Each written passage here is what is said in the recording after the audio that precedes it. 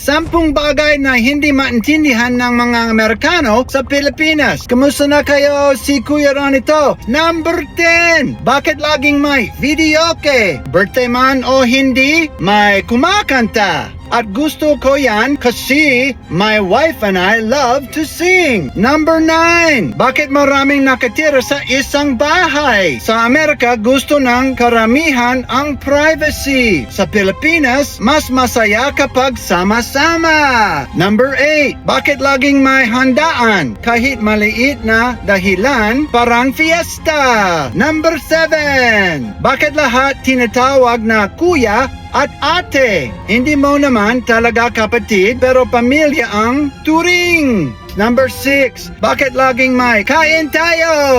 Kahit alam mong sakto lang ang pagkain, iimbitahan ka pa rin. Number 5. Bakit napakahaba ng Christmas season? Maligayang Pasko! Sa Amerika, December lang. Sa Pilipinas, nagsisimula na habang bare months pa lang. Number 4. Bakit marunong pa rin ngumiti ang mga tao kahit may problema? Ito ang isa sa pinakamalaking culture shock ko. Number 3. Bakit sobrang importante ang pamilya? Hindi lang nanay at tatay, kasama ang lolo, lola, tito, tita, pinsan. At bihira kung makita ang ganitong closeness sa Amerika. Number 2. Bakit handang tumulong ang mga tao kahit hindi nila kilala kapag may nangangailangan? Maraming Pilipino ang kusang tumutulong. Napakagandang kultura niyan.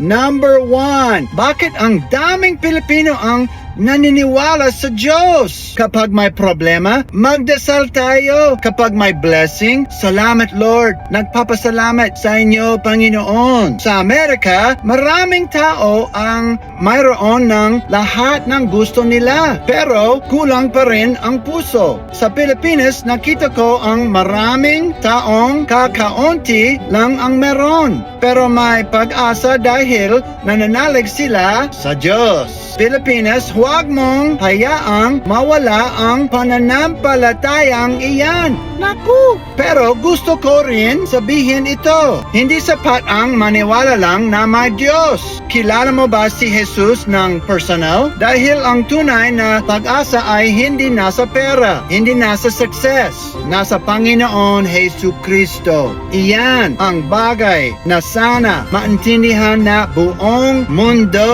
Salita sa Bible, Romans 8:1. Kaya ngayon, wala nang hatol na parusa sa mga nakipag-isa kay Kristo Jesus. God bless you. Sa muling pagkikita, sa muling pagvivideo.